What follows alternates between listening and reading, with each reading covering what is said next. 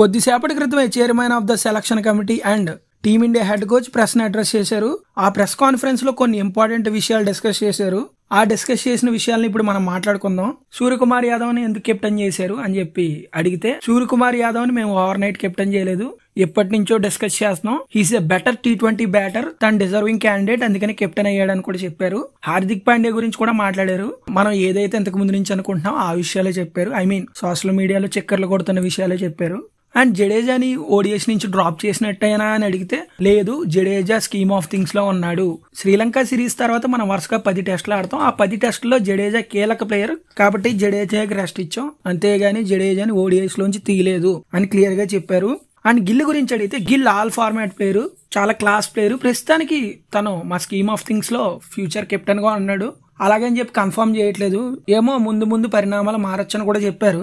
And Ruturaj Abhishek Sharma లాంటి వాళ్ళు ఎందుకు సెలెక్ట్ చేయలేదని అడిగితే, రుతురాజ్ అభిషేక్ శర్మ చాలా మంచి ఫామ్ లో ఉన్నారు, చాలా బాగా ఆడుతున్నారు. ఫైనల్ గా టీంలో 15 మందినే సెలెక్ట్ చేయగలం, వాళ్ళని తీసేయడం కూడా కరెక్ట్ కాదు. అండ్ వరల్డ్ కప్ కు ముందు కూడా మీరు చూసారు, ఫామ్ లో ఉన్న రింకు కూడా 15 లోకి బ్రేక్ అవ్వలేకపోయాడు. ఈ సిచ్యువేషన్ కి అది ఒక ఎగ్జాంపుల్.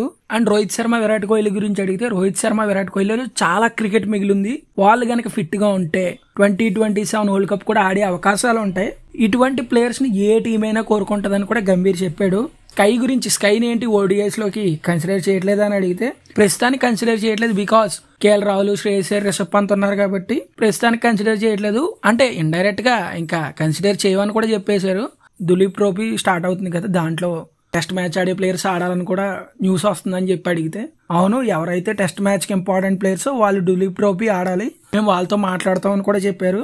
అండ్ షమి గురించి అడిగితే, షమి బౌలింగ్ చేయడం స్టార్ట్ చేశాడు. సెప్టెంబర్ 19 నుంచి టెస్టులు స్టార్ట్ అవుతాయి, ఆ లోపు షమి కనుక ఫిట్ అయితే వస్తాడు, మేము NCAతో మాట్లాడతాం ఈ విషయం గురించి అని కూడా చెప్పారు.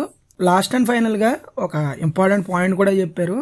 కొన్ని రోజుల్లో డొమెస్టిక్ సీజన్ స్టార్ట్ అవ్వబోతుంది. బూమ్రా, సిరాజ్, షమి కొన్నేళ్ల నుంచి టీమిండియాకి సేవలు అందిస్తూ వస్తున్నారు టెస్ట్ క్రికెట్ లో.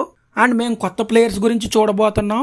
ఎవరైతే డొమెస్టిక్ సర్క్యూట్ లో బాగా పర్ఫామ్ చేస్తారో వాళ్ళకి ఖచ్చితంగా ఛాన్సులు దక్కుతాయి. సో రంజీ ట్రోఫీ ఎవరైతే కొన్నేళ్ల నుంచి బాగా ఆడుతున్నారో వాళ్ళకి ఖచ్చితంగా ఈసారి ఛాన్స్ వచ్చే అవకాశాలు గట్టిగా కనిపిస్తున్నాయి.